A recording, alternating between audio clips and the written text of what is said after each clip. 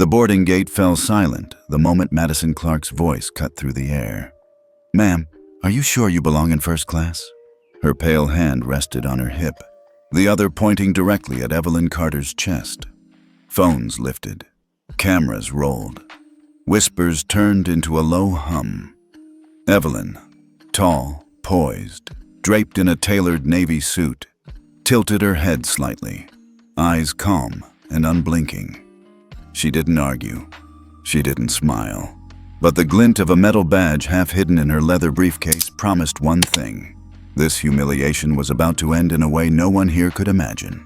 Madison Clark's voice dripped with a practiced sadame sweetness that barely masked the disdain curling at its edges. "This seat," she said, tilting her head and letting her eyes sweep slowly, deliberately over Evelyn Carter's body, "might be a little snug for someone of your proportions." The words hung in the air like smoke, curling through the boarding gate and into the ears of every passenger within range. One hand rested on Madison's hip, elbow flared like a challenge. The other extended forward, index finger pointing directly at Evelyn's chest. Her nails were a gleaming crimson, as if even her manicure had been sharpened for the occasion. The gate's ambient noise, the hum of boarding announcements, the occasional thump of a rolling suitcase, faded under the low murmur of curiosity. A man in line 2 spots behind Evelyn pulled out his phone. Another passenger, a teenager in a hoodie, already had TikTok Live running. The viewer count ticked steadily upward. The quiet hiss of whispers spread as heads turned to watch. Evelyn stood motionless, the perfect counterpoint to Madison's animated condescension. At 46, she carried herself with a kind of elegance that didn't need defending. Her tailored navy pantsuit fell in clean lines, each stitch speaking of quality and intention. A silk blouse, cream-colored, peeked from beneath the lapels. Her posture was flawless, shoulders back, chin level, her dark eyes calm and unblinking. She tilted her head slightly, a fraction of a degree. An unspoken, "Is that so?" that seemed to make the space between them hum. She did not smile. She did not frown. She simply looked. Beneath her right arm, a sleek leather briefcase rested against her side. Its surface was immaculate, the kind of leather that drank in light and released it in a muted sheen. Just beneath the handle, where the flap's edge shifted slightly as she adjusted her grip, a faint metallic gleam caught the gate's fluorescent light. It was only visible for a second, and to most people it would be nothing, a decorative plate perhaps. But it was a badge, a piece of metal not meant for public display, its embossed seal partially obscured by the strap. Madison didn't notice. She was too busy scanning the boarding pass Evelyn held between 2 fingers, the paper perfectly straight, as if ironed. "Are you certain you're in the correct boarding group, ma'am?" The ma'am was both syrup and knife, dripping with forced politeness while slicing through the air. "First-class passengers expect a certain standard." The man with the phone inched closer, angling for a better shot. Somewhere behind him, a voice whispered, "Oh, she didn't just say that." A ripple of laughter, half disbelief, half schadenfreude, ran through the small crowd forming around the gate entrance. Evelyn's gaze didn't shift, not even to the camera phones now pointed at her from 2 directions. "I'm certain," she said, her voice low but carrying, each syllable as precise as her tailoring. No edge, no heat, just certainty. If Madison had been listening instead of performing, she might have heard the quiet authority beneath those 2 words. But Madison pressed on. "Let me just double-check your ticket. Company policy." She extended her hand like a queen expecting tribute. Evelyn didn't flinch. She placed the ticket in Madison's palm without breaking eye contact. Madison glanced at it, lips pursing. And then, whether from real suspicion or the desire to extend her stage time, held it up to the overhead lights, rotating it as though a hidden flaw might reveal itself under interrogation. Madison's tone was almost theatrical. "Seat 2A. She let the words hang, eyes narrowing in mock consideration. "Interesting." She turned to her left, catching the attention of a tall man in a blazer. "Robert, Bobby Lewis, the gate supervisor. "Bobby, could you come here a second? I think we might have a compliance situation." Bobby's brow furrowed, but he walked over. He had the heavy gait of someone used to being in charge of small territories and taking that authority seriously. "What's the issue?" Madison leaned closer, her stage whisper engineered to carry. "You know how particular our first-class customers can be. I just want to make sure everything here is legitimate." The teenager's live stream viewer count jumped. Comments poured in. "No way this is happening right now. She's profiling her, 100%. This is going viral." Evelyn remained exactly as she was, still, centered. Her fingers shifted only once, adjusting the briefcase ever so slightly so that the corner of the hidden badge caught the light again. She glanced down at her watch, a subtle, elegant piece in brushed steel, and then back at Bobby, as though deciding whether the next 30 seconds would be worth her time. Bobby took the ticket from Madison, scanning it with the handheld reader. The green check blinked instantly, but he hesitated, glancing between the pass and Evelyn's face. "Sometimes," he said slowly, "tickets get mixed up. People use other people's accounts. It's important to verify identities." Phones around them lifted higher, emboldened by the escalating exchange. Chloe Bennett, the trainee standing a few feet away, tapped her tablet screen to start an official recording for training purposes. Her expression was neutral, but her eyes flicked from Madison to Evelyn and back, as though mentally cataloging each detail. Madison folded her arms, her gaze sweeping Evelyn once more, pausing deliberately at her shoulders, her waist, her hips. The pause was long enough for those watching to catch it, to understand exactly what was being judged. "I'm going to have to ask you to step aside while we sort this out," Bobby said. His tone was calm, but carried the weight of authority he assumed wouldn't be challenged. Evelyn's only movement was to lift one eyebrow, slightly, almost imperceptibly. "Sort what out?" she asked. The words were velvet over steel. "This situation?" Madison said, her voice sharper now, sensing the crowd leaning in. "Our passengers have the right to feel comfortable. Safety and fit are important." The choice of words, fit, landed like a stone in a pond, sending ripples of murmurs through the onlookers. The teenager's live feed exploded with angry comments. Chloe's fingers hesitated over the record button, then resumed. She knew instinctively this would matter later. Through it all, Evelyn didn't break her gaze. The moment felt suspended, as though the air itself was holding its breath. And then, without a word, she shifted the briefcase slightly forward. The movement was so minor most missed it, but those closest could see the edge of a federal emblem glint again under the harsh boarding gate lights. She wasn't going to fight for her place here, not in the way Madison expected. She was going to let Madison keep talking, keep digging, keep playing to the crowd. Because somewhere in that leather briefcase was the end of this entire performance, and when it came, it would fall like a gavel.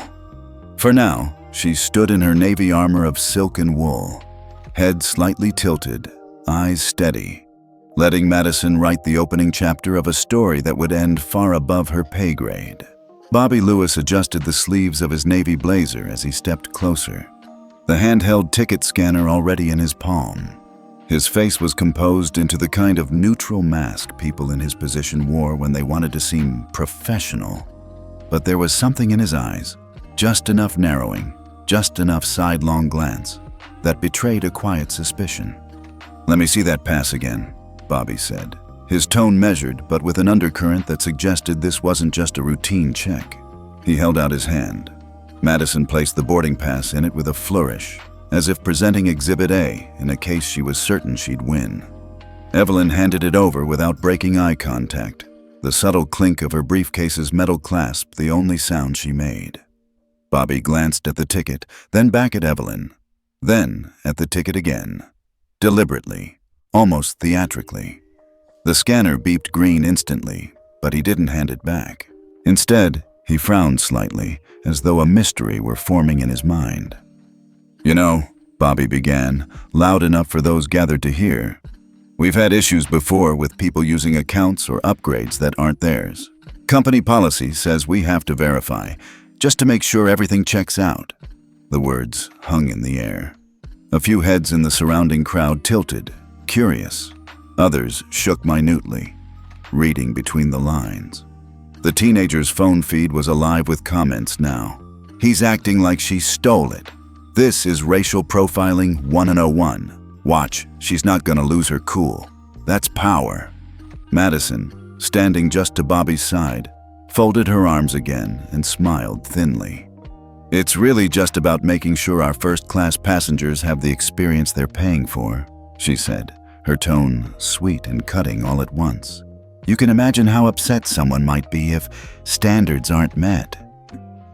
The implication was like a shard of glass slipped under the skin, barely visible, but it cut just the same. Around them, a few passengers exchanged looks of disbelief. One woman in a floral scarf whispered to her husband, "She's saying she doesn't belong here." Evelyn remained still. She didn't tilt her head this time, didn't shift her weight. Her eyes were steady, locked on Bobby, as if she were quietly evaluating him the way one might study an entry in a file. The faint reflection of the gate's fluorescent lights shimmered in her dark irises. From behind Madison, Chloe Bennett moved subtly, her tablet angled toward the scene. She tapped the record button. Officially, it was for training documentation, something her supervisors encouraged during passenger interaction scenarios. But Chloe's lips pressed together in a thin line, and her eyes betrayed a discomfort she couldn't mask. She knew the policy manuals backward and forward. This wasn't compliance. It was performance. Bobby turned the ticket over once more, as though hoping to find a flaw hiding in the cardstock. "Do you have a photo ID?" he asked finally. Evelyn reached slowly into her bag. Not the briefcase, but the slim clutch she carried in her left hand. Her movements were deliberate, unhurried, giving the crowd nothing to read as aggression or guilt. She withdrew a sleek black wallet, opened it, and revealed a driver's license. Bobby leaned in, scanning it quickly, then returned to the ticket again, his frown deepening as if a puzzle piece still refused to fit. Madison took the moment to pivot toward the nearest knot of passengers. "Sometimes these things just don't match up," she said to no one in particular, but loud enough for everyone to hear. "And it's our job to make sure everyone's safe and comfortable." "Safe?" A man in a gray hoodie muttered under his breath, but not quietly enough to avoid Chloe's ears. She caught the comment and noted it mentally, her fingers still hovering over the record controls. She zoomed in slightly on Madison's stance, hips cocked, chin lifted, one brow arched in a way that broadcast judgment more loudly than her words. The teenager's live stream viewer count doubled in less than a minute. Comments scrolled so fast they blurred. "She's being humiliated in public for no reason. They're stalling her on purpose. This is gonna blow up. Mark my words." Evelyn took her ID back, sliding it into the wallet with the same precision she'd removed it. "Are we finished?" she asked. Her tone was soft but clear, each word enunciated. It was the kind of voice that seemed to carry authority, not because it was raised, but because it was controlled. Bobby hesitated, looking to Madison as if for confirmation.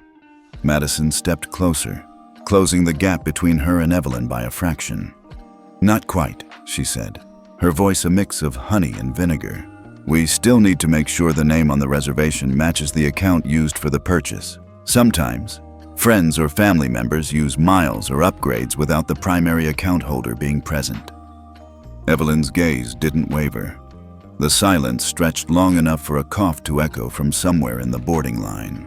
She blinked once, slowly, then shifted her briefcase against her leg. The motion was casual, but again, the metallic badge hidden near the handle caught the light, sending a faint reflection onto the carpeted floor.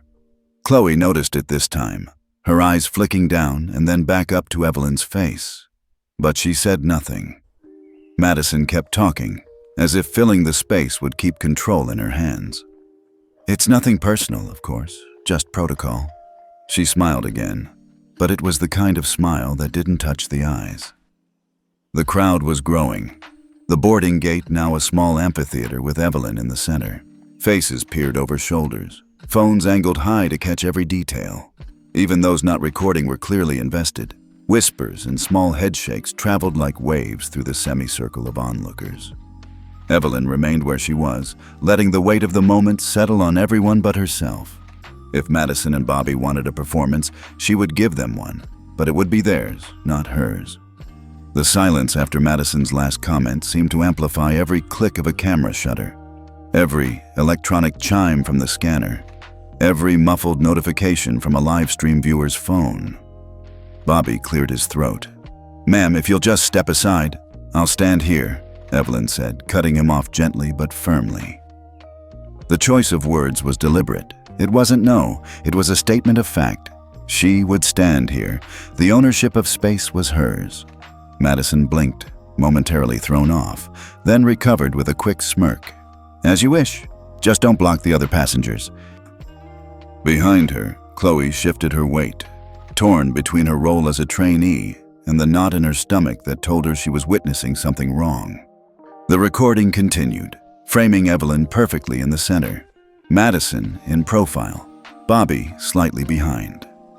The three of them frozen in a tableau that, even without audio, told a clear story. From the corner of her eye, Evelyn saw the teenager raise a second phone, someone else's, and start recording from another angle. The redundancy was almost amusing. Almost. She adjusted her grip on the briefcase one more time, letting the movement be slow enough for anyone paying attention to catch that fleeting glint of metal. And then she looked past Madison and Bobby, her eyes sweeping the crowd for a heartbeat before returning to the two in front of her. Whatever was coming next, it would not come from raised voices or heated arguments. It would come from the simple, unshakable fact that she did not need to prove she belonged here. Not to them, not to anyone watching. And when that fact landed, it would land harder than any shouted retort ever could. The murmur of the crowd shifted into a sharper current as a voice crackled over Bobby's radio. "Gate B12, security to your location." The message was short, clipped, no room for interpretation. Within moments, a tall man in a dark blue airport security uniform stepped into the boarding area, scanning the scene with a practiced eye. Officer Daniel Ruiz moved with the steady stride of someone used to calming tense situations, his utility belt quiet except for the faint jingle of keys. His hair was close-cropped, his jaw set, and the ID clipped to his chest bore the dull polish of a badge that had seen thousands of confrontations.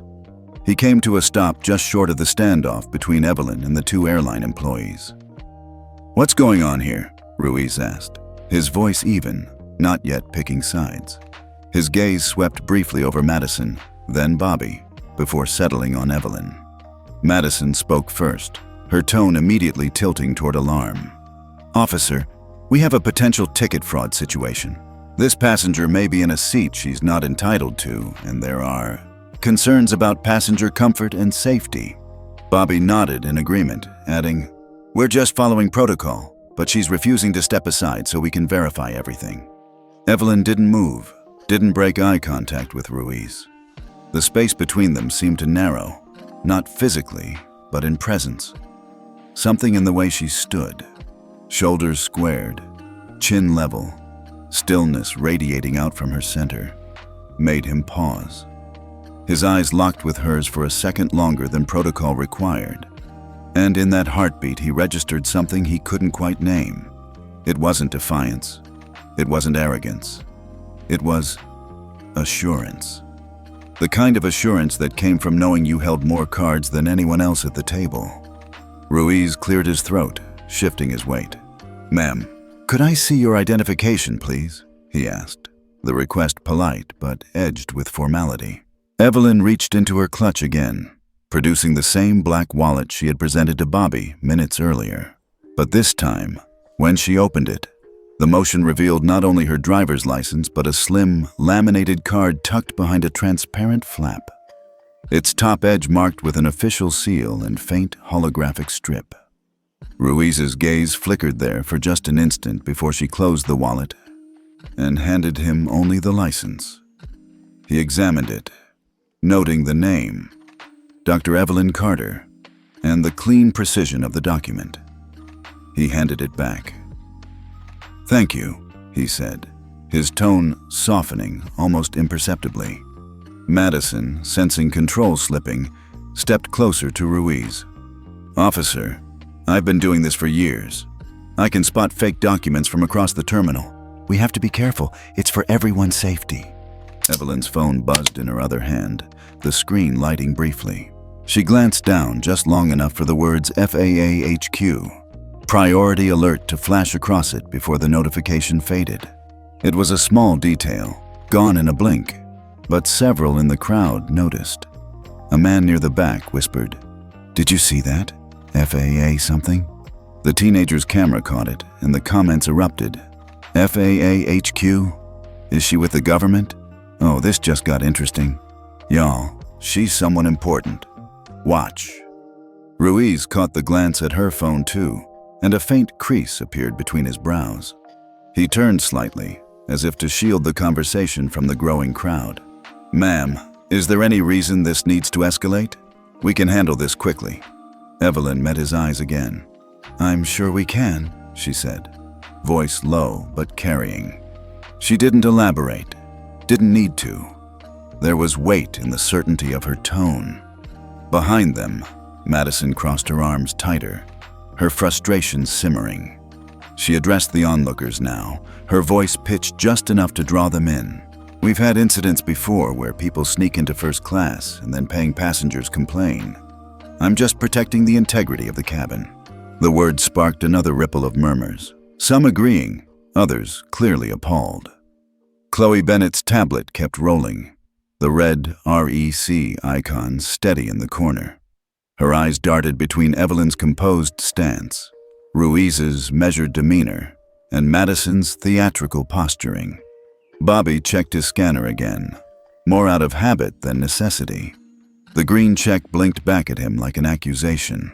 "Officer," Madison pressed, "I think we should call for backup and have her removed from the boarding area until this is sorted." Ruiz didn't move. His gaze lingered on Evelyn for another beat before he responded. "Let's not jump to that just yet. I'd like to understand exactly what the concern is beyond appearance." The last word landed harder than he might have intended. Madison's cheeks flushed faintly. "It's about protocol," she insisted, her voice tightening. Evelyn's phone buzzed again. This time, she let the screen light fully, revealing just enough for the nearest passengers to catch the preview of a message. "Secure line open. Awaiting your call." She locked the screen with a gentle tap, sliding the phone into her briefcase. The subtle motion brought the edge of the federal emblem into the light once more. Ruiz's eyes flicked down, then up.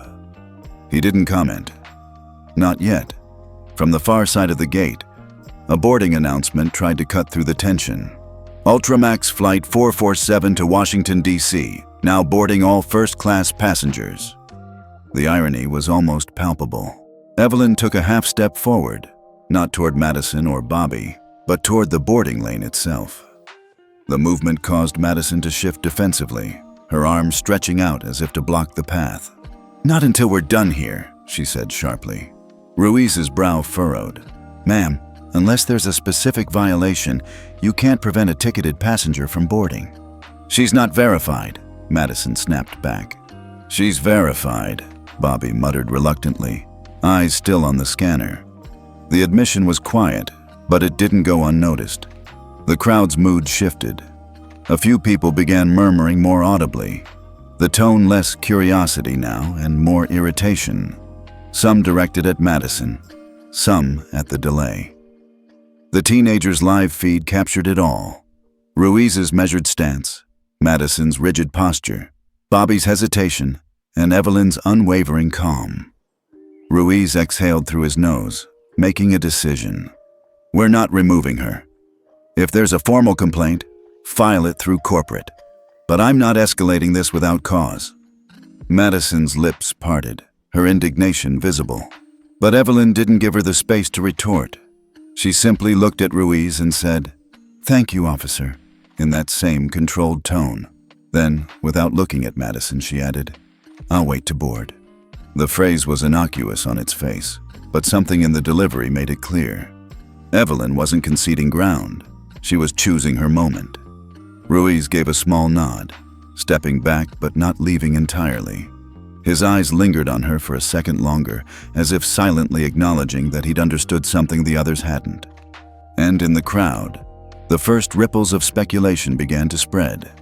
They didn't know yet who Evelyn Carter was, but they knew instinctively that this was no ordinary passenger, and whatever was about to happen next would be worth staying to see. The crowd at Gate B12 had begun to settle into a restless rhythm. Phones held high, murmured commentary, sidelong glances at the boarding lane that still hadn't moved. Evelyn Carter remained in her place, a calm axis around which the tension revolved. Then, with an unhurried motion, she shifted her briefcase from one hand to the other and lowered it gently to the carpet beside her. The movement should have been unremarkable, but as the leather case tilted, the flap shifted just enough for a rectangular edge to slide into view. A laminated card, silver and deep blue, peered out from under the strap. Embossed letters glinted in the light. Federal Platinum Clearance. It wasn't the kind of card one bought or was casually issued. Even in a split-second glimpse, it carried the weight of restricted corridors, security gates that only opened for a rare few, and conversations held far from public ears. Chloe Bennett, still recording on her training tablet, caught the detail instantly. Her eyes widened a fraction, the recognition flashing like lightning across her expression before she schooled it back into neutrality. She knew what that credential meant. She also knew better than to say a word, not with Madison in full performance mode. Madison, oblivious to the card, was already squaring her shoulders and raising her voice for the benefit of the onlookers. "Officer, you see what I'm dealing with here? A passenger refusing to cooperate, refusing to follow simple verification. It's disruptive, and frankly, it's making others uncomfortable." The others in question didn't seem to agree. A few rolled their eyes. One man in business attire muttered, "I'm uncomfortable watching you." The teenager's live stream lit up with comments. "She's digging her own grave. Federal clearance? Y'all saw that, right? Keep the camera steady. This is gold." Evelyn didn't acknowledge Madison. Instead, she crouched slightly, an elegant bend at the knees, and adjusted the clasp on her briefcase, sliding the platinum clearance card fully back into place. The action was smooth, intentional. Anyone paying attention could see she wasn't hiding it in a panic. She was simply returning it to its home. But for the handful of observers who'd caught that glimpse, the questions began to form. Who travels with that kind of clearance? Why would someone like that be here on this flight, in this scene? Madison took Evelyn's composure as defiance. "You can't just stand there looking at me like that. This is a public space. We have rules." Evelyn straightened, her gaze steady. "Yes," she said simply. "We do." Madison opened her mouth to retort, but Chloe's camera feed caught something else. A flicker of emotion in Evelyn's eyes, gone as quickly as it came. It wasn't anger. It was memory. 15 years earlier, the conference room at the Geneva International Trade Center had smelled faintly of polished wood and expensive perfume. Evelyn was 29 then, the most junior member of an American trade delegation.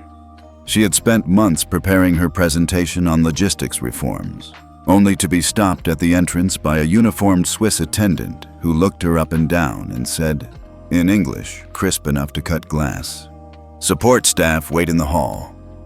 The words had stung more than she'd expected. Her team lead had brushed past without comment, not correcting the man, not bringing her in. She'd stood there for the better part of an hour, watching other delegates, men in tailored suits, women in couture dresses, sweep past her into the air-conditioned chamber where deals were made. That day, she'd promised herself something. She would never again be mistaken for someone without a seat at the table. And if she saw it happen to someone else, she would be the one to open the door and hold it wide. The present came back into focus as Madison stepped forward, closing the gap between them. "We can't just let anyone into first class. You understand that, don't you?" Evelyn's voice was calm, but the steel beneath it was unmistakable. "I understand more than you think." A murmur ran through the crowd. They could feel something under the surface now, something shifting. Chloe kept her tablet trained on the scene, capturing every frame. Her pulse quickened, not from fear, but from the sense that she was recording the moment before a storm broke. Officer Ruiz, standing just to the side, had noticed the change too. His eyes flicked once to Evelyn's briefcase, then to her phone, which rested on top of it. He didn't comment, but his posture eased, less confrontational, more observant. He was no longer looking for a reason to remove her. He was waiting to see what she would do. Madison, missing all of it, pressed on. "If you just step aside, we could avoid making a scene." Evelyn's gaze held hers. "This scene," she said evenly, "wasn't made by me." The teenager with the live stream gasped audibly, his phone jerking slightly as he tried to type and film at once. The comments flooded. That line. She's flipping it back on her. This is about to go sideways for the flight attendant. Bobby Lewis, who had been silent for the last several minutes, shifted uncomfortably. He looked at Madison, then at the growing crowd, and for the first time seemed to question which side of the moment he was on. Evelyn bent again, this time to retrieve her phone. As she straightened, the lock screen lit up with a faint notification. "Secure channel active. FAA HQ." She tapped the side button to darken the display, but not before Chloe's recording caught it in full. For those watching on the live stream, the image was a jolt of electricity. In the scrolling comment thread, theories exploded. FAA HQ? She's government for sure. This is why she's not sweating it. They're messing with the wrong woman. Madison glanced toward the crowd, sensing the mood shifting but not understanding why. She doubled down. "We have a duty to protect our passengers, and that means making hard calls. Sometimes people don't like the answers." Evelyn's reply was almost conversational. "And sometimes," she said, "those calls come with consequences." The words were quiet enough that some in the back leaned forward, straining to hear. But the way Ruiz's eyebrows lifted ever so slightly told everyone within range that he'd heard her perfectly. In that instant, the boarding gate no longer felt like a point of entry to a plane. It felt like a stage, and the players were moving toward an inevitable reveal. The platinum clearance card, the FAA HQ notifications, the unshakable poise. These were not the hallmarks of a passenger caught sneaking into first class. They were the warning signs of someone who had the authority to end this scene on her terms. And the audience, whether standing at gate B12 or watching through a shaky phone screen halfway across the country, knew they were going to stay until the curtain fell. The hum of the gate area was thick now, almost tangible, like the air before a summer storm.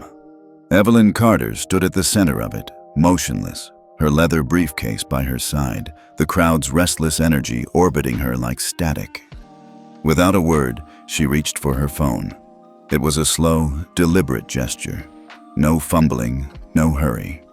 She unlocked the device with her thumb and scrolled to a contact buried deep in her favorites. No name appeared on the screen, only a single black star icon against a white background. She tapped it once, lifted the phone to her ear, and waited. She didn't speak, not a syllable. She listened for a few seconds, her eyes fixed on the middle distance, as if she were looking through Madison Clark and Robert Lewis, through the gate itself, into some place far beyond their comprehension. Then she gave a single, almost imperceptible nod, and hung up. No one at gate B12 knew it, but 400 yards away in the Operations Command Center for Dulles International Airport, a green icon had just lit up on a secure monitor. A tone, sharp, distinct, unmistakable, pierced the low chatter of the ops floor. "Code 7, Federal Oversight, Gate Bravo 12, immediate protocol activation," an automated voice announced. 3 people in the room stood at once. One picked up a direct line to the TSA field office in the terminal. Another began pulling up security feeds for the gate. The third, a supervisor with 20 years in airport command, swore under his breath and typed a code into the network that rerouted all relevant communications through an encrypted channel. The chain reaction was immediate. The TSA liaison's phone buzzed. The FAA's regional security desk got an alert. In a conference room 2 floors up, A meeting on cargo manifest discrepancies stopped mid-sentence as the screen at the far end of the table flashed the words, "Federal presence, do not interfere." Back at the gate, none of that was visible to the passengers or to Madison and Bobby. All they saw was Evelyn lowering her phone back into her briefcase and standing exactly as she had before, her expression unchanged. "Who were you calling?" Madison asked, her tone sharp, trying to mask the unease that was starting to creep in. Evelyn didn't answer. "Ma'am, if you're not going to cooperate," Bobby began. She turned her head slightly, just enough to look at him, and said, "I already am." The line was quiet, calm, and utterly baffling to the two airline employees. But in the crowd, a few people began to feel a shift. They couldn't name it, but it was there, a faint current of expectation, a sense that the stillness wasn't submission. It was the kind of stillness that comes right before something moves very, very fast. The teenager's live stream comments lit up. What was that call? She didn't even say anything. WTF, yo, something's about to go down. Chloe Bennett's tablet stayed locked on Evelyn's profile. Chloe didn't know what Code 7 meant. She'd never heard of it, but she could tell that whatever Evelyn had done, it had changed something. The tension in Evelyn's shoulders had eased a fraction, like someone who'd just shifted a heavy load into someone else's hands. At the far end of the terminal, two plainclothes security agents left the operations hallway and began walking toward Gate B12, their pace steady but purposeful. They weren't rushing. They didn't need to. This wasn't a scramble. This was a deployment. Madison was still talking, filling the silence with procedural jargon and veiled insults. But fewer people were listening now. The audience was watching Evelyn. She stood there in her navy suit, her head tilted ever so slightly, one hand resting lightly on the handle of her briefcase. Her eyes didn't flinch when Madison's voice rose. She didn't shift her weight when Bobby leaned in. She didn't even blink when a boarding announcement for another flight crackled over the intercom behind her. What the crowd didn't know, and what Madison couldn't imagine, was that the nod Evelyn had given on that silent call had just set in motion a federal verification process that bypassed the airline entirely. Within minutes, her boarding pass and identification would be cross-checked against the Department of Homeland Security's secured databases. Her travel clearance validated at a level no civilian employee could even access. The disruption Madison kept insisting on was already on its way to becoming Exhibit A in an internal compliance review. The first ripple hit when a uniformed gate agent from the other end of the concourse appeared and made a beeline for Bobby. She whispered something into his ear, her eyes flicking toward Evelyn twice in the span of a sentence. Bobby's posture stiffened. "What?" Madison demanded, her voice carrying over the heads of the nearest passengers. "It's nothing," Bobby said quickly, though his eyes betrayed him. He was watching Evelyn now with a different expression. Less suspicion, more calculation. "Nothing?" Madison scoffed. "We're in the middle of a—" Her voice cut off as a tall woman in a black blazer with a silver shield clipped to her lapel stepped into the gate area. Chief Angela Moore. Her presence was enough to draw a new kind of silence from the crowd. Not the quiet of curiosity, but the quiet of recognition. She didn't look at Madison. She didn't look at Bobby. She looked at Evelyn. And Evelyn simply nodded once in greeting. No words, no explanations.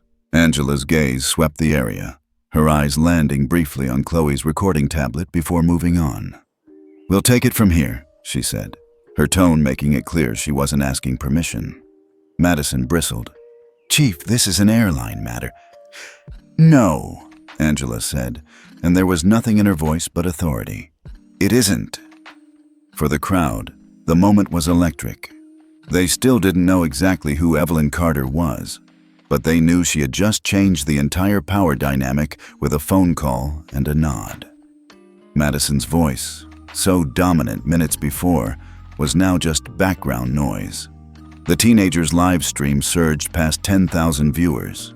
Comments flew. "That's it. She's definitely somebody big. Chief Moore doesn't just show up for random disputes." Silent call, now this? Chills. And Evelyn? She stood in the same place she'd been for the last 20 minutes, calm and immovable. But now, the space around her felt different, charged, inevitable, like the first gust of wind before the rain starts. Whatever was coming next, the crowd knew they would see it unfold. And none of them, not Madison, not Bobby, not the thousands watching through their screens, could predict how far the ripples from that silent nod were about to spread. 4 miles away, in a corner office of Ultramax Airline's glass-clad headquarters, a secure phone buzzed on CEO Thomas Whitaker's desk. It wasn't the standard corporate line. It was the black one, the one reserved for federal communications and high-risk incidents. Whitaker, a man whose life had been reduced to quarterly earnings reports and investor calls, picked it up on the second ring. "Mr. Whitaker," a voice said, clipped and urgent. "We have a code 7 at Dulles, gate B12, VIP federal clearance involved. Possible compliance breach by your staff. This is now flagged at FAA oversight level." Whitaker's pen froze above the signature line of a contract he'd been about to sign. "Who?"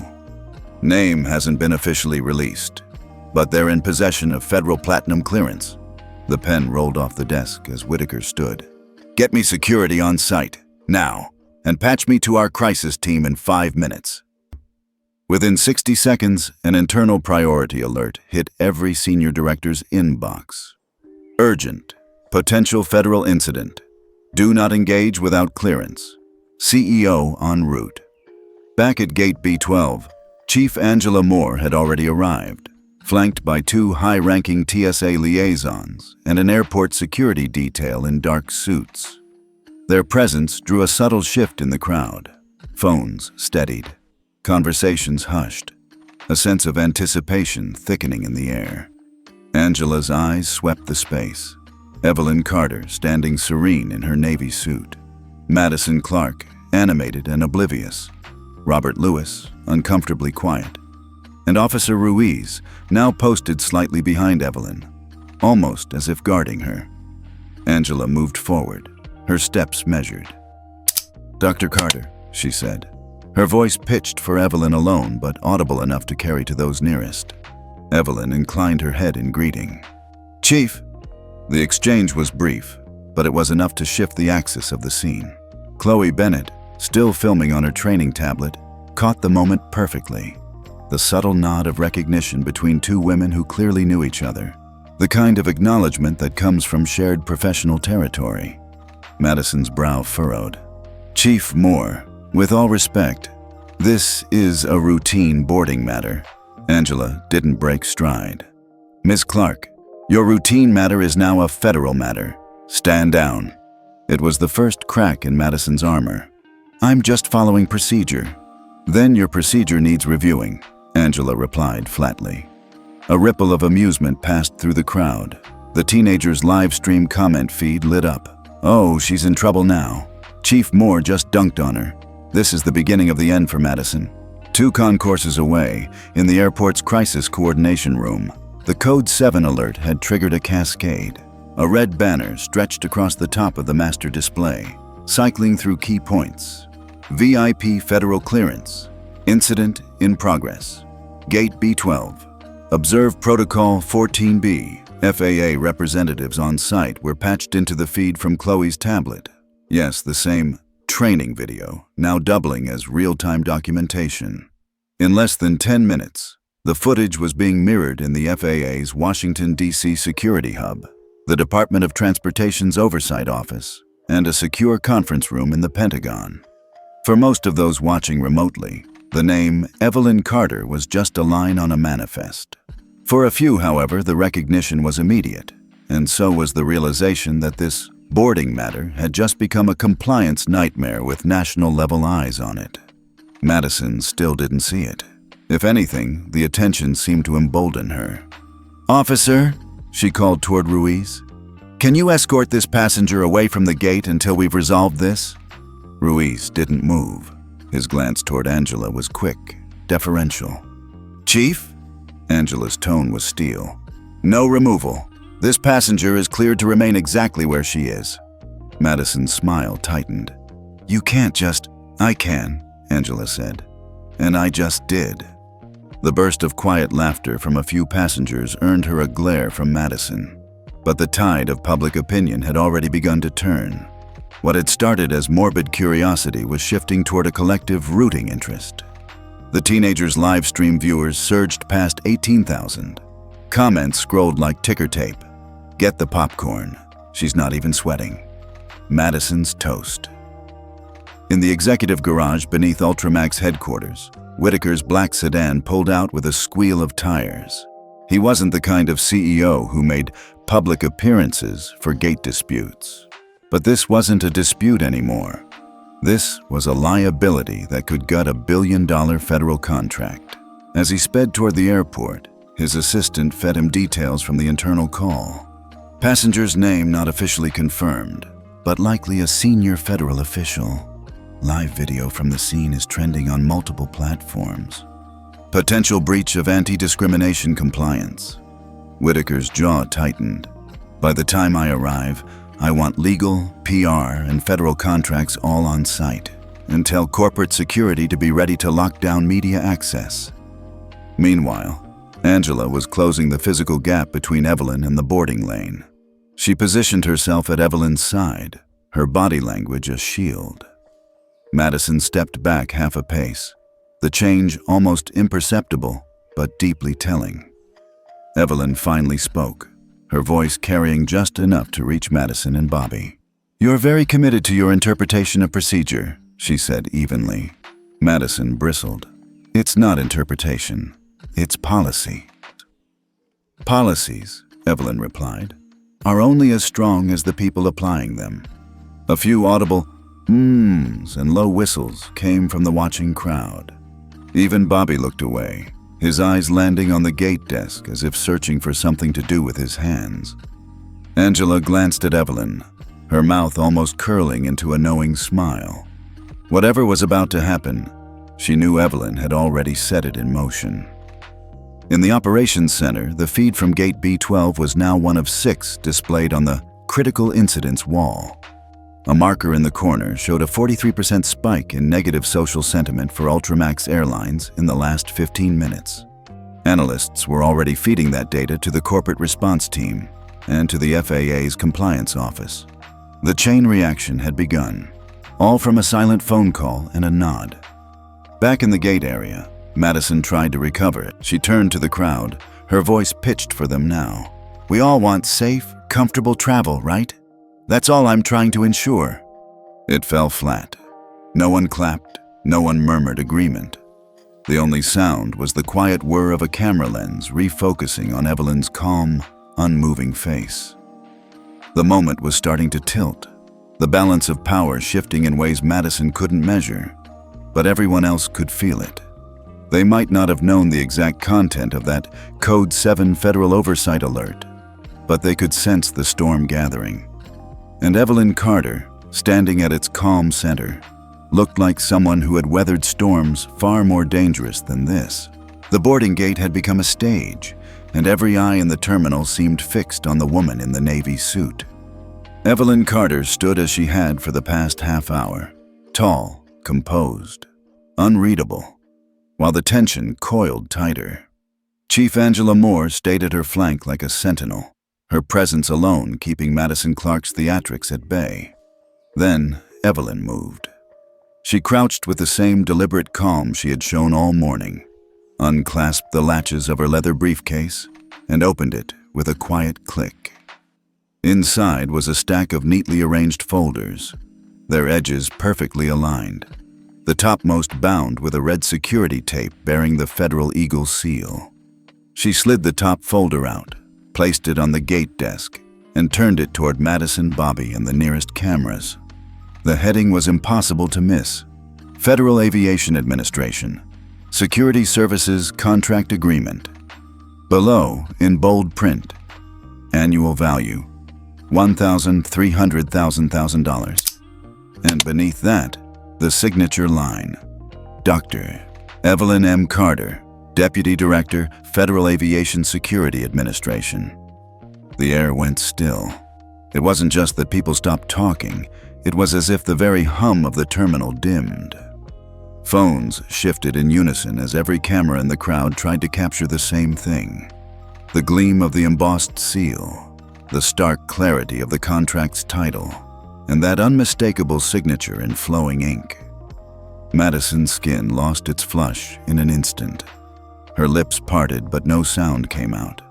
The confident stance she had worn like armor began to collapse, her weight shifting awkwardly from one foot to the other. Bobby swallowed hard, his Adam's apple bobbing visibly. He glanced at Madison, then at the document, then at Evelyn, as if hoping someone might tell him this wasn't real. From the teenager's live stream came an audible gasp. The comment feed exploded. "Holy, she's the signatory. 1.3 billion? She owns their federal contract." Chloe Bennett's tablet zoomed in instinctively. The crisp resolution captured every letter of the contract header, every glint of the gold foil FAA seal. She'd never seen Madison at a loss for words before, and now she was documenting it in high definition. Evelyn didn't look at the cameras. She looked at Madison.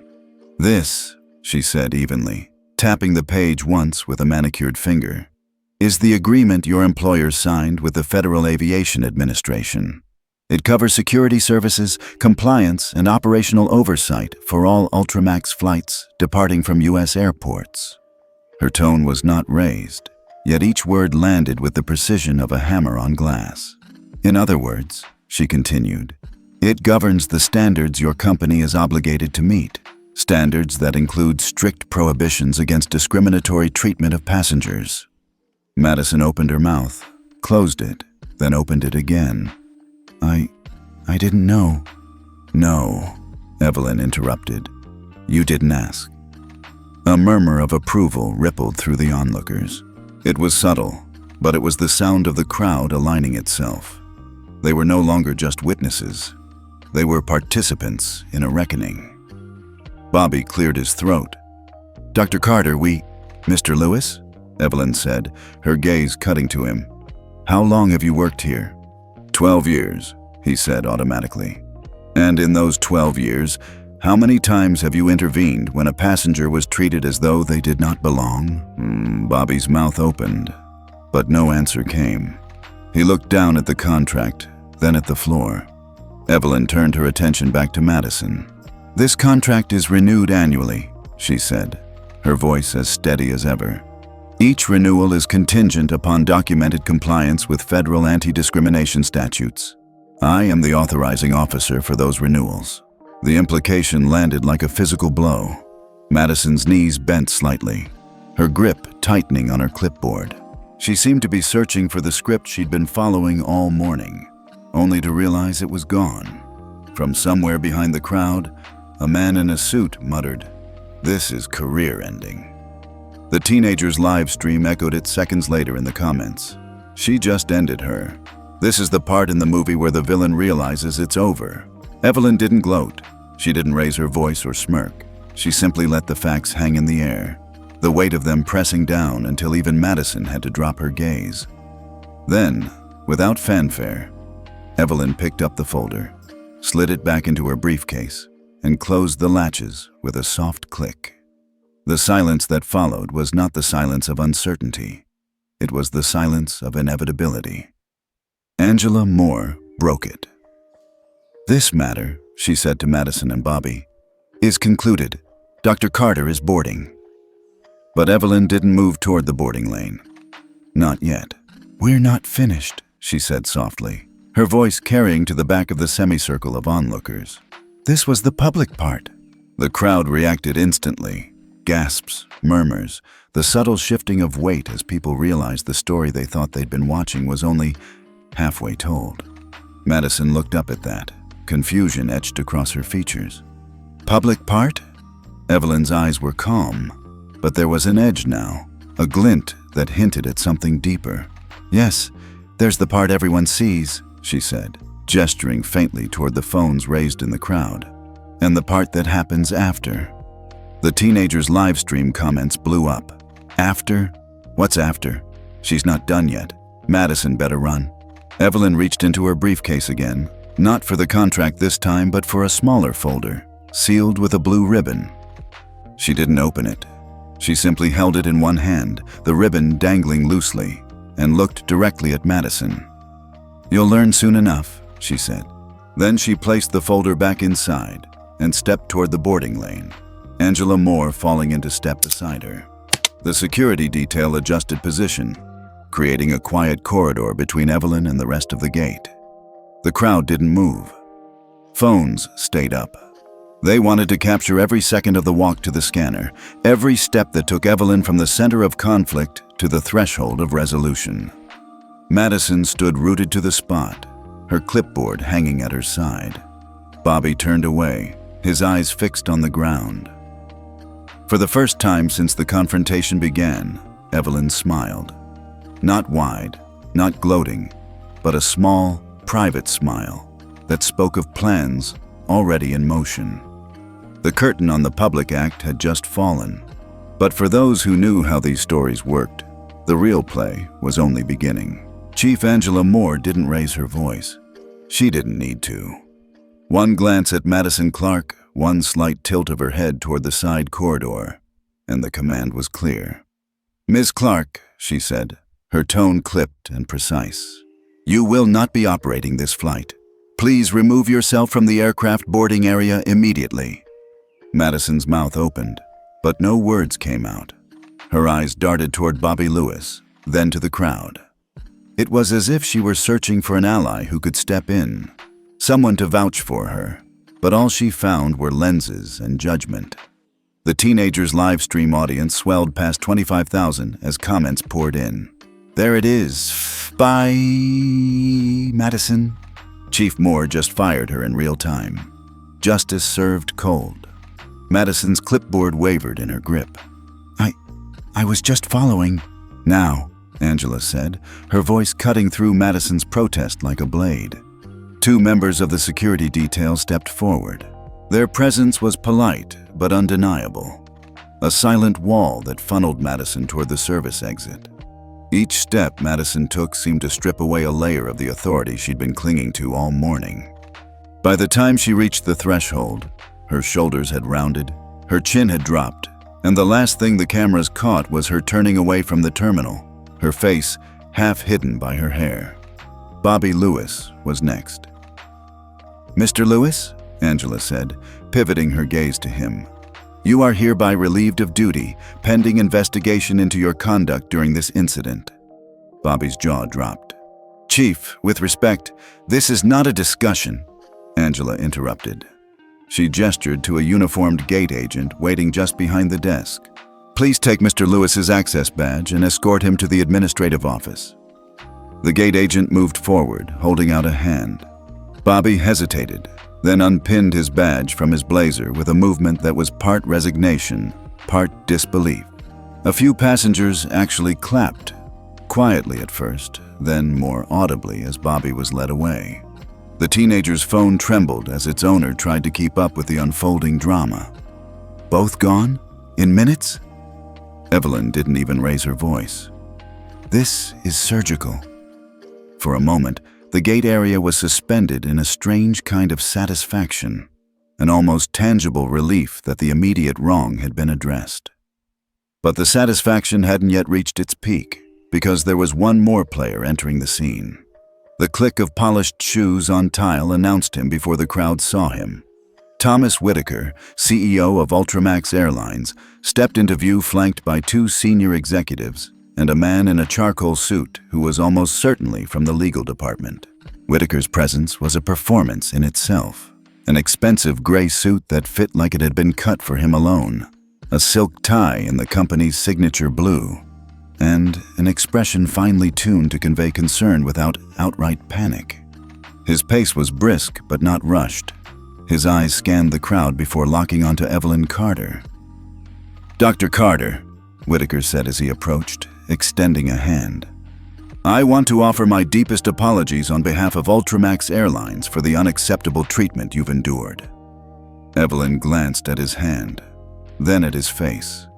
Slowly, deliberately, she clasped it. "Mr. Whitaker?" The handshake was brief, businesslike, and, thanks to the dozens of phones recording, immortalized from every possible angle. Whitaker turned to the crowd, raising his voice just enough to carry. Ultramax holds itself to the highest standards of customer service and respect for every passenger. What occurred here today does not reflect our values, and we are taking immediate action to ensure it never happens again. The executives behind him nodded in sync, as if their agreement could somehow shore up the brand's collapsing public image. The crowd's response was polite but muted. A few passengers crossed their arms. The teenager's feed was ruthless. PR damage control incoming. Too late, buddy. Evelyn runs this now. Whitaker pivoted back to Evelyn. We hope to make amends. Our team will reach out to you directly to... Mr. Whitaker, Evelyn said, her voice calm but cutting. This isn't over. The words landed like a crack of thunder. The crowd stilled. Cameras zoomed in. Whitaker blinked. I understand, and we're prepared to... You don't, Evelyn said, shaking her head faintly. What you've seen here, these terminations, these apologies, are the smallest part of what happens next. For a heartbeat, silence. Then a low, anticipatory murmur rippled through the onlookers. This was the moment they hadn't realized they were waiting for. The turn where a satisfying comeuppance might transform into something much larger. Evelyn reached into her briefcase and removed a slim folder sealed with a white band. She didn't open it, but she held it lightly in her left hand. This contains preliminary findings from a compliance review your company has been under for the past 6 months, she said. Findings that will now be updated with the events of this morning. Whitaker's posture stiffened. The man in the charcoal suit stepped forward slightly, but Evelyn's gaze cut to him and he stopped. These findings, she continued, will be presented to the FAA, the Department of Transportation, and the Congressional Oversight Committee on Aviation Security, and I will be making recommendations. A camera shutter clicked sharply from somewhere in the crowd. Angela Moore shifted subtly beside Evelyn, her presence radiating quiet support. Whitaker tried to recover, his tone smoothing into diplomacy. We take any recommendations seriously, Dr. Carter. We are committed to addressing... You'll have to be, Evelyn said, because as of this moment, your billion-dollar federal contract is in jeopardy. The teenager's live stream chat went ballistic. She said it. $1 billion. This is going to the government. Whitaker's jaw worked silently for a moment before he found words. We will do whatever it takes to maintain our partnership. Evelyn let the faintest curve touch her lips. Not a smile, exactly, but something that suggested she already knew the outcome. I know you will. She turned slightly, angling her body toward the boarding lane. Chief Moore, shall we? Angela gave a single nod. Let's board. As Evelyn began to walk, the crowd parted instinctively, phones following her every step. Whitaker remained where he was, the executives at his back, the weight of the scene settling onto his shoulders. Madison was gone. Bobby was gone. And now, his company's future was balanced on the quiet authority of the woman in the navy suit. The applause started softly, from a man in the second row of the crowd, then spread. Not loud, not raucous, but steady. A recognition of a wrong met with precision and poise. And as Evelyn crossed into the boarding tunnel, her final words still hung in the air. Not yet. By the time Evelyn Carter stepped into the narrow, carpeted jet bridge, the ripples she had set in motion had already begun to roar through the corporate and regulatory landscape. In the gate area, Thomas Whitaker remained standing, one hand tightening around the polished wood handle of his briefcase. His legal counsel leaned in, voice low. We have a problem, sir. She's not bluffing. Whitaker didn't answer. His eyes were fixed on the spot where Evelyn had just disappeared, as if sheer willpower could call her back before the damage spread. But the damage was already airborne. 2 floors above the terminal in the airport's Crisis Coordination Center, a bank of screens displayed Chloe Bennett's training footage alongside real-time financial data. One chart in particular was blinking red. Ultramax Airlines, ULX, down 8.4% in last 17 minutes. The drop wasn't just from social media sentiment. Major institutional investors had begun selling off their positions after early alerts hinted at a federal compliance scandal. A scrolling news ticker on the financial network feed read, FAA Deputy Director involved in discrimination incident. Ultramax response pending. A compliance officer from the FAA's Washington office joined the secure call. Dr. Carter has already transmitted preliminary documentation, she said. It includes evidence of systemic violations of federal anti-discrimination statutes spanning at least 3 years. Her voice was steady, but the words hit like a hammer. On Wall Street, analysts who normally ignored midday gate disputes were drafting emergency advisories for clients. The most circulated memo came from a transport sector investment group. Preliminary findings indicate potential breach of Section 14.7 of FAA compliance agreements. The current contract with Ultramax represents 31% of annual revenue. Loss or suspension of this contract would have catastrophic implications for liquidity. Within minutes, financial bloggers and aviation industry forums were quoting the figure, 31% of revenue. It was the twist that made jaws drop. Not just a public relations crisis, not just a fine, but the kind of existential threat that could collapse an airline. Across the Atlantic, the International Air Transport Alliance was quietly contacting its member carriers. The message was neutral on its surface. Monitor developments with Ultramax Airlines and prepare contingency agreements. But every recipient understood what it meant. If Ultramax fell, others would move to claim its routes, code shares, and service contracts. Back in the jet bridge, Evelyn's steps were unhurried. Angela Moore walked beside her, her voice pitched low. You've got them rattled. Evelyn's expression didn't change. Good. They've had 3 years to correct their course. Instead, they buried complaints and blamed passengers. Angela exhaled slowly. You have the paper trail? Evelyn glanced at her briefcase. Every documented violation, every ignored settlement recommendation, every time they classified a discrimination complaint as a customer preference issue instead of a compliance breach. In Ultramax's executive war room, senior vice presidents crowded around a digital map of their operations. A red overlay marked every airport where federal contracts intersected with Ultramax services.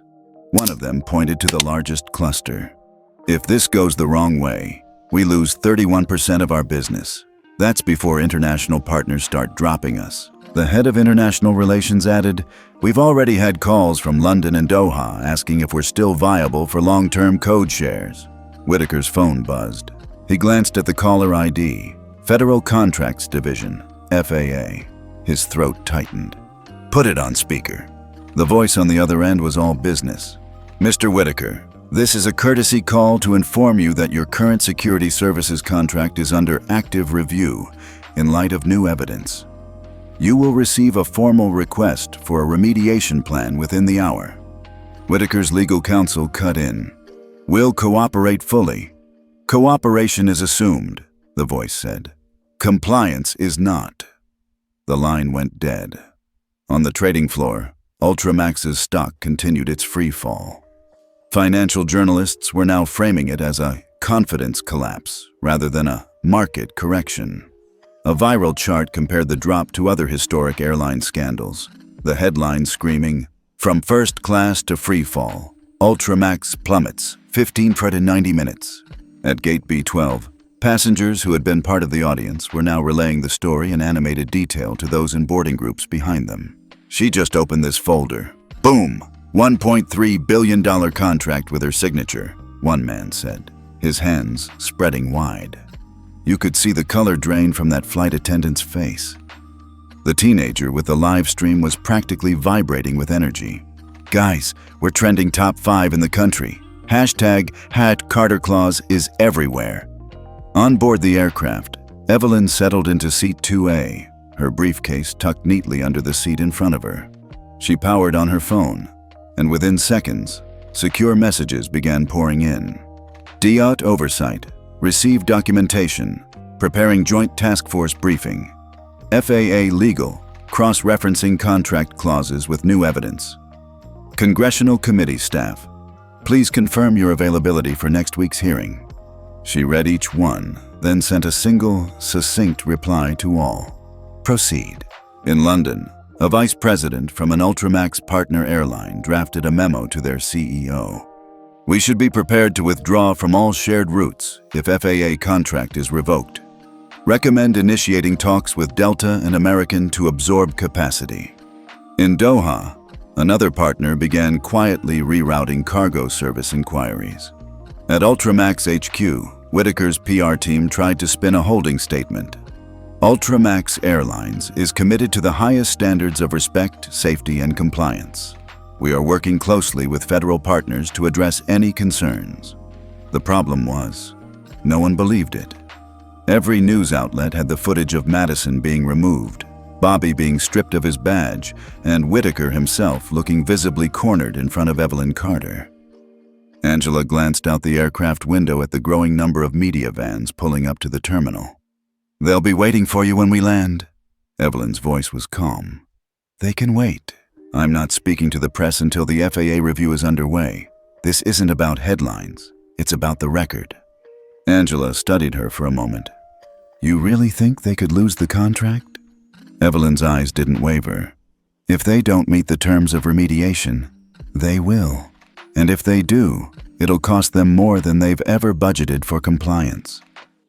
She leaned back, clasped her hands in her lap, and let the hum of the cabin settle around her. Outside, the Ultramax brand was bleeding value by the second. Inside, she was already thinking several moves ahead. For Evelyn Carter, this wasn't just a victory in a personal dispute. It was the opening salvo in a systemic reckoning. And for Ultramax Airlines, the fallout was no longer hypothetical. It was here.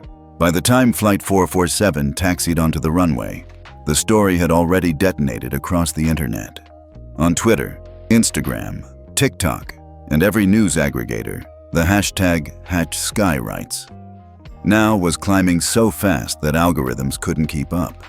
What had started as a shaky vertical video from a teenager at Gate B12 was now being reposted by verified accounts, dissected by commentators, and overlaid with dramatic captions. One woman versus an airline. 1.3 billion reasons to know who you're talking to. The Carter Clause.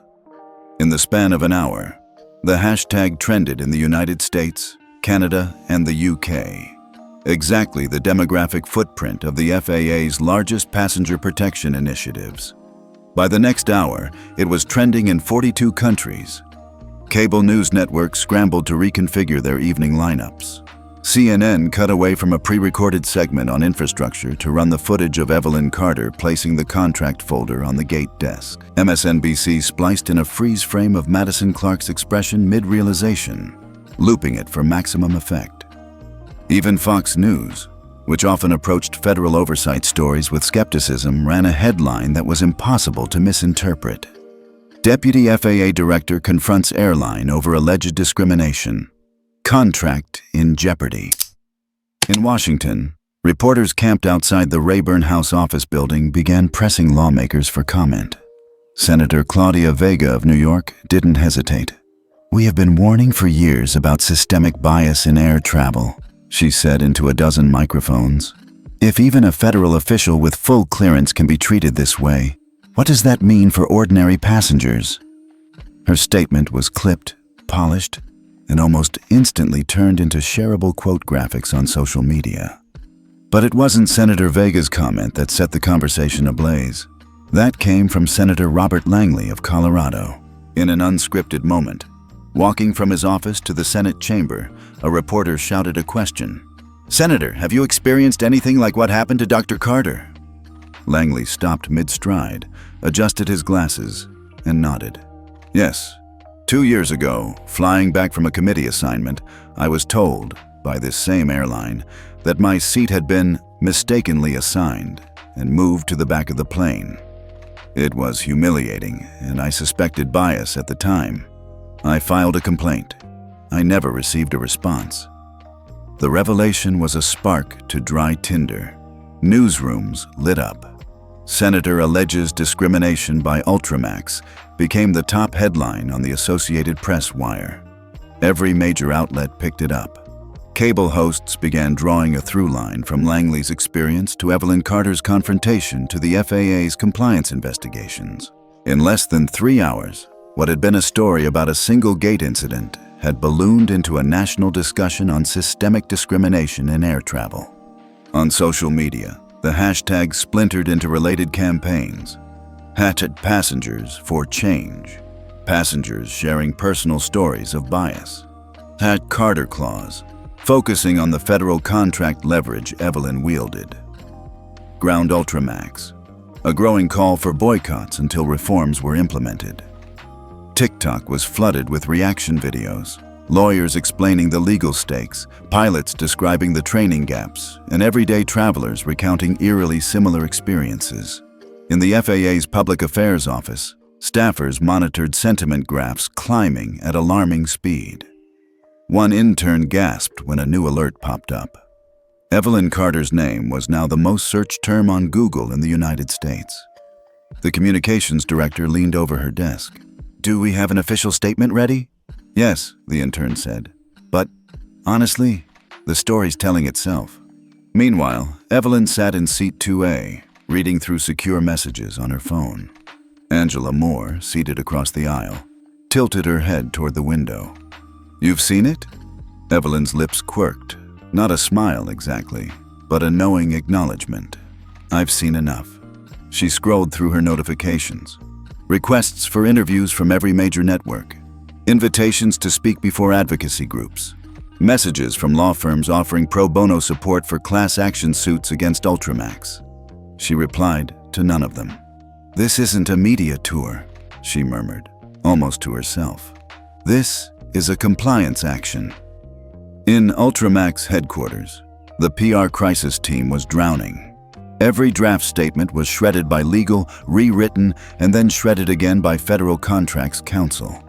The only constant was the panic meter rising. "We've had over 2,000 customer cancellations in the last 2 hours, a marketing executive reported. "That's before any organized boycott even starts." The CFO, pale and sweating, added, "Our credit line covenants trigger if stock dips below $42 for more than 48 hours. We're already at $44 and falling." Even international partners were being drawn into the storm. A European low-cost carrier announced it was reviewing its code-share relationship with Ultramax. A Middle Eastern flag carrier requested an emergency clarification on the airline's operational stability. By evening in D.C., the issue had crossed into the legislative arena.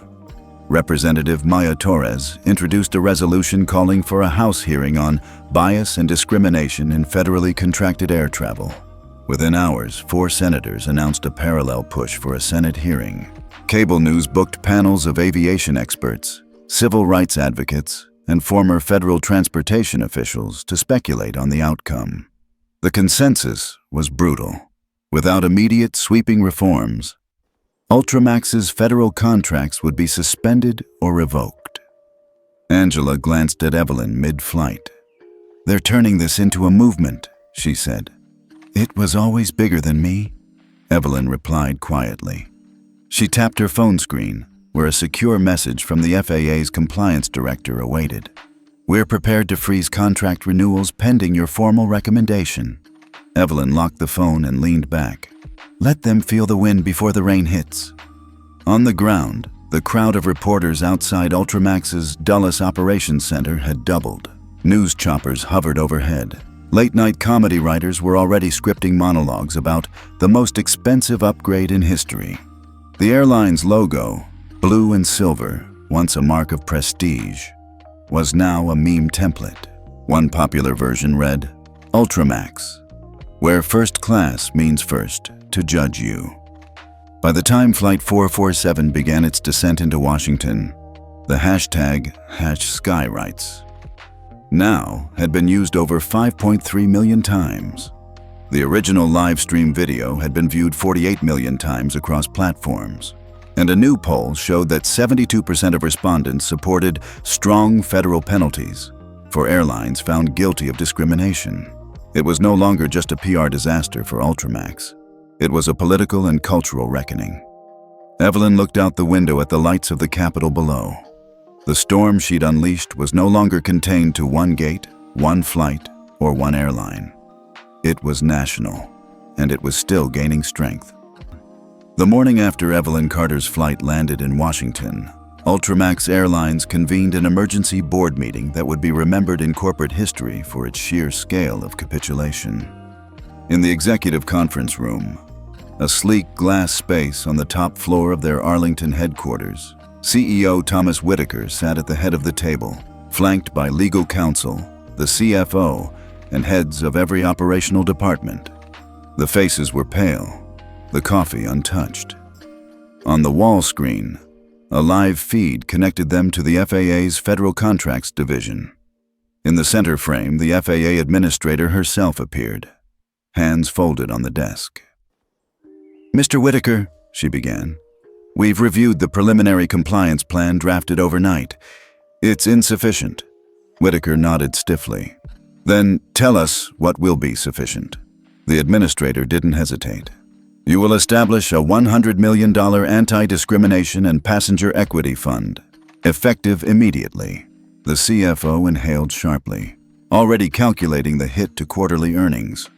$100 million is the price of continuing to operate under federal contracts, the administrator cut in. "This fund will be used to compensate victims of verified discrimination and to finance industry-leading diversity and sensitivity training."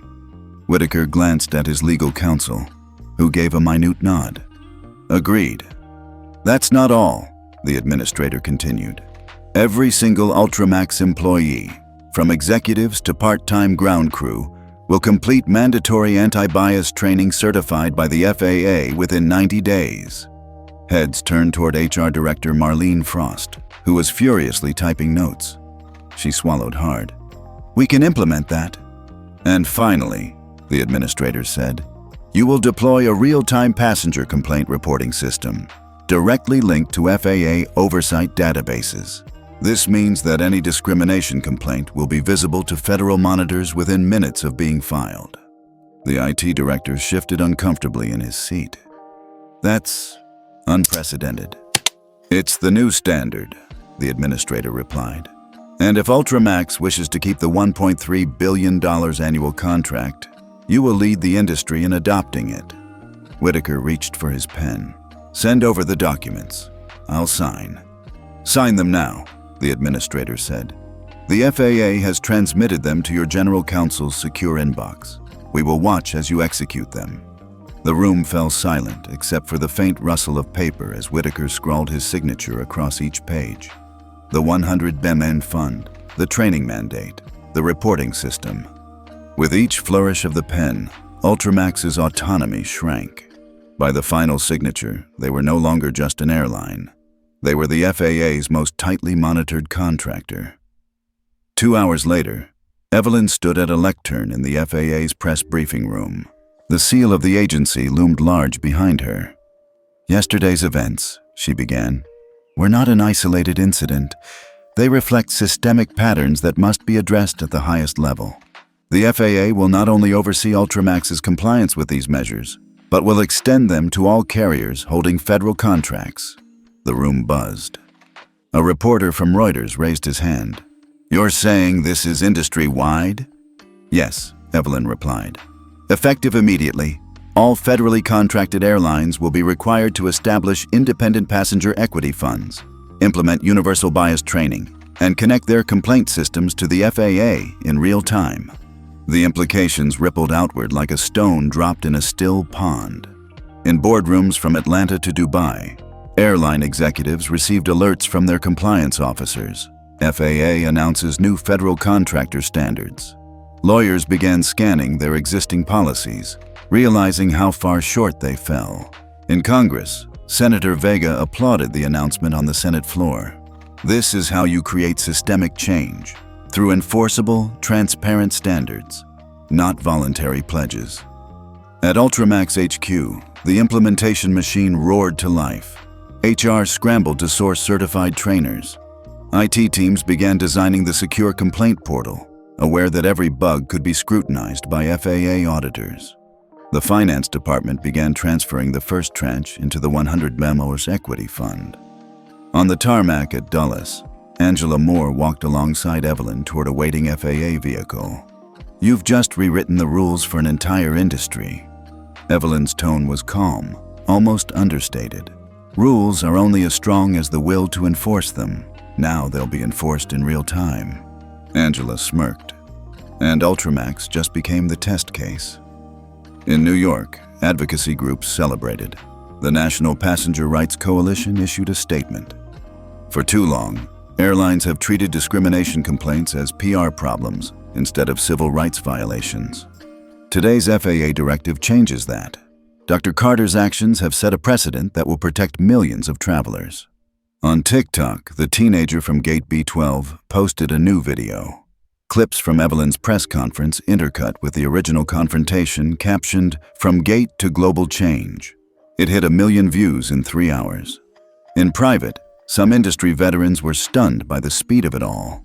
FAA directives usually took months, sometimes years, to formalize. But the urgency of the scandal, combined with Evelyn's meticulous documentation, had bypassed bureaucratic inertia. One retired airline CEO told Bloomberg, "This is the fastest I've seen a policy shift in 30 years. They're using Ultramax as the example, and no one wants to be next."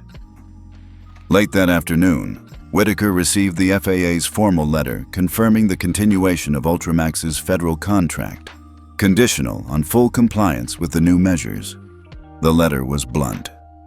"Any breach will trigger immediate termination and a 5-year ban on federal partnerships." He read it twice, then set it down.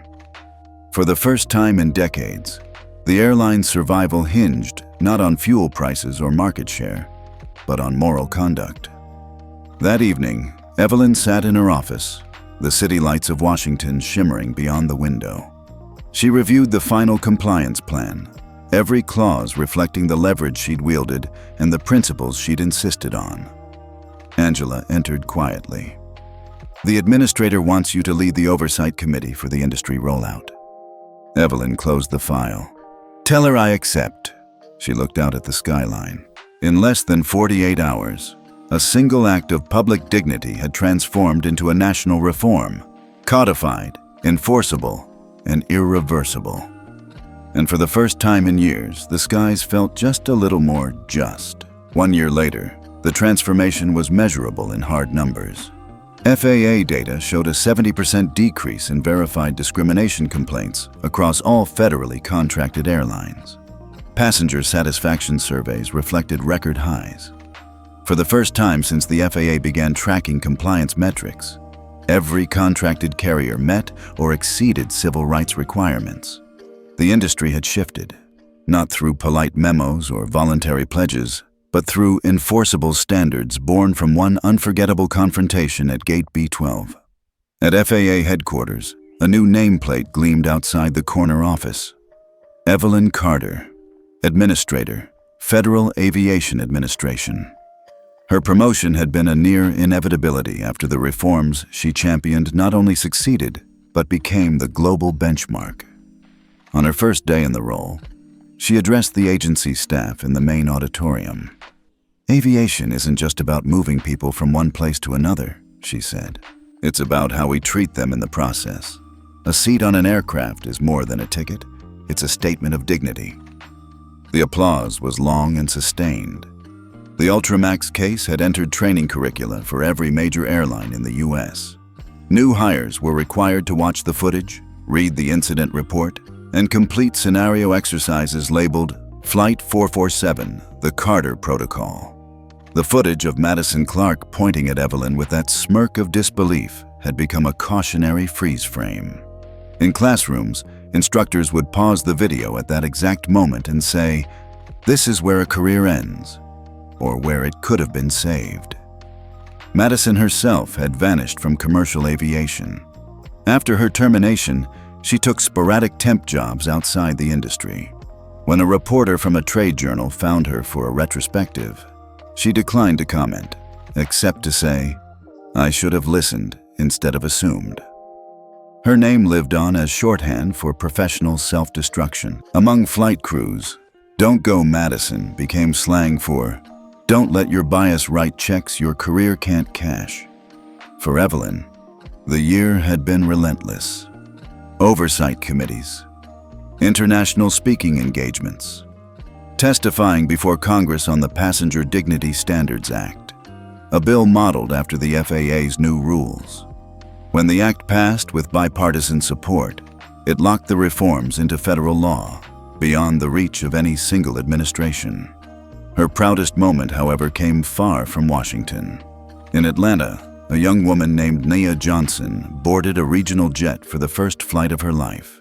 She was nervous, not about flying, but about fitting in the narrow seat and dealing with potential stares.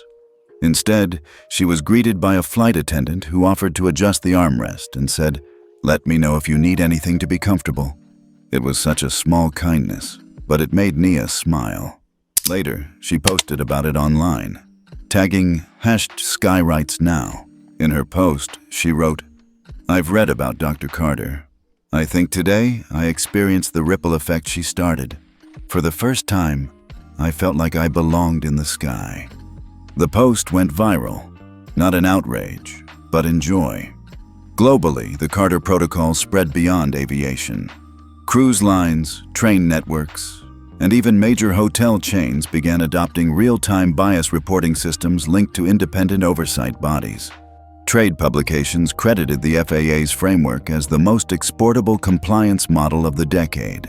The International Air Transport Association honored Evelyn with its Humanitarian Leadership Award, citing her extraordinary use of institutional authority to achieve systemic, measurable, and sustainable change. Back in Washington, Evelyn's office walls were lined with thank you letters, some from CEOs who had learned from Ultramax's fall, others from ordinary travelers who finally felt seen. One letter, handwritten in neat cursive, simply read, "You didn't just change the rules, you changed the culture." At the Smithsonian's National Air and Space Museum, a new exhibit opened, Skies of Justice. The central display, the original leather briefcase Evelyn carried that day, alongside the signed Ultramax compliance agreements and a looping video of her calm, measured words. "Would you like me to call the secretary now, or would you prefer to continue this discussion about my dimensions?" School groups gathered in front of the exhibit, their teachers explaining how one moment of dignity under pressure had reshaped an entire industry. Angela Moore, now FAA's deputy administrator, liked to say the Flight 447 reforms worked because they hit on 3 levels at once: personal accountability, corporate responsibility, and federal enforcement. Any one of those alone might fade, she told a leadership seminar, but together, they're unshakable. As for Evelyn, she never stopped traveling. Her presence on a flight still caused subtle shifts among crews who recognized her. More often than not, the recognition came with a respectful nod, not fear. She had not set out to instill intimidation, but to inspire a standard. On a flight to Los Angeles, a captain came to greet her personally before takeoff. "My crew knows your story," he said. "It's changed the way we work." Evelyn simply replied, "Good, that's the point."